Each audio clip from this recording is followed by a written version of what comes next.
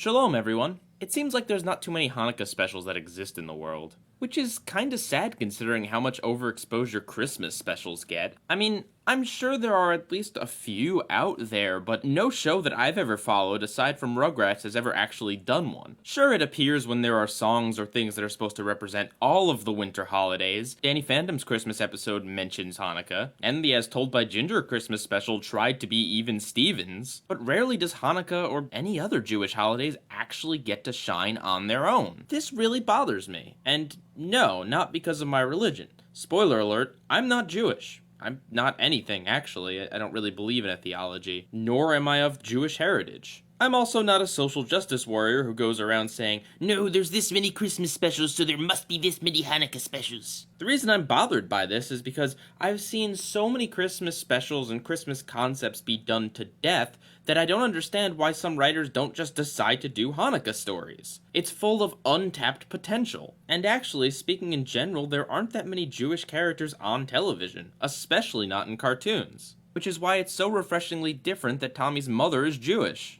And not just for this episode either. Before the Hanukkah special, there was a Passover special. And even going into the all-grown-up era, they still talk about and celebrate Judaism. So with all that out of the way, let's talk about how this episode came into being, because it's quite important. Amazingly enough, it was the Nick executives that came to the Rugrats crew and asked them to do a Hanukkah special.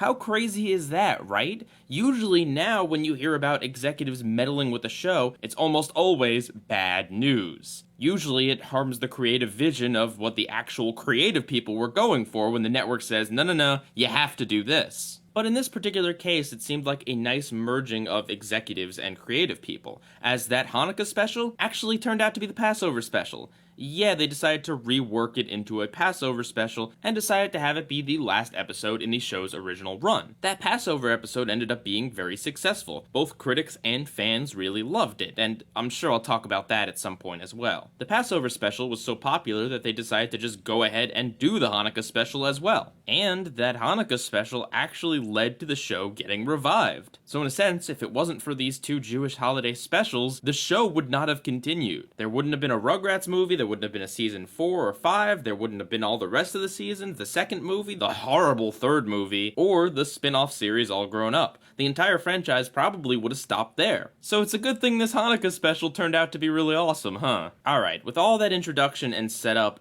done, let's talk about the episode itself. The first thing I notice about it is how great the animation is. There's a lot of shadows, there's very few, if any, animation mistakes. The camera angles are dynamic, and they use such advanced techniques such as racking focus, which isn't seen that often in animation. I actually like the animation here more than I like it in the Rugrats movie, though that's probably because of that movie's stupid muted color palette. It makes sense that this would be particularly well animated, considering this was the only episode they had to work on for like a year and a half. So the episode is kind of split into two parts. There's the story that's happening with the Rugrats, where the babies are all going to see a play at the synagogue that's being put on by Grandpa Boris, and they think his co-star and childhood rival is the meanie of Hanukkah and has it out for Grandpa Boris. Meanwhile, Angelica is trying to find a television in the synagogue to watch her Cynthia Christmas special, and Stu is trying to make some pyrotechnic contraption for the Hanukkah play. Then there's the parts that are a retelling of the story of Hanukkah with the Rugrats characters, and I think it's quite clever that they split this up. It would have felt a little bit much and in your face if it was just, here is the story of Hanukkah with the Rugrats in it. It's good that they have some classic Rugrats stuff in there to make it feel more natural and less forced. And the fact that there's so much going on with the characters means that you will never get bored with this special. There's no low points in it. Heck, I even really sympathize with Angelica's plight to find a TV to watch her favorite Christmas special, as I too remember getting stuck at holiday parties when all I wanted to do was watch my favorite Christmas episodes on TV. This episode also does a good job of combining the kids stuff with the adult stuff.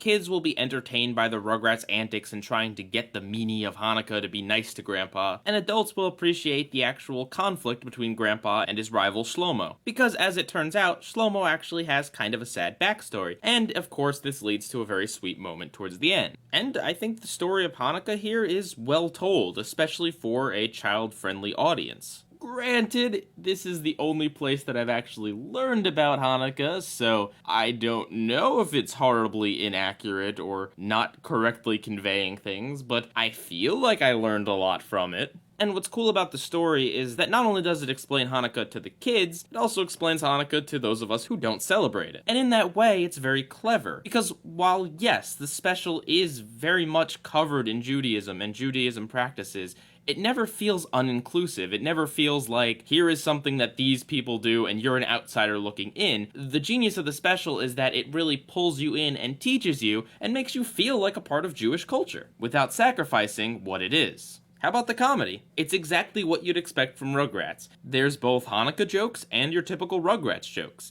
There's a particularly funny moment where Angelica trips a guy that's dressed as a dreidel, and he falls, and a guy walking by says he wins and picks up all of what he's carrying. The thing that Angelica's watching on TV before her Christmas special is something involving Santa fighting aliens. So hey, points for Santa versus the Martians reference in there. And there's even some good humor in the segments during the telling of the story of Hanukkah. Like how Phil and Lil equate the destroyed city to their messy room, or how Lil calls Phil Philistine. There's some good clever stuff in there. It's not uproariously funny, but it's not supposed to be. This special has a lot of heart, is filled with educational moments for those that aren't Jewish. It has really great animation, and just enough jokes. It's really fantastic and just as great as I remember it being when I first saw it all those years ago. And it gets bonus points for being incredibly different. It's available on iTunes and even a few DVDs, I think, so please do yourself a favor and go see this. And I'd really love to hear in the comments what people who actually celebrate Hanukkah think of this special. But before I go, let's end with some controversy.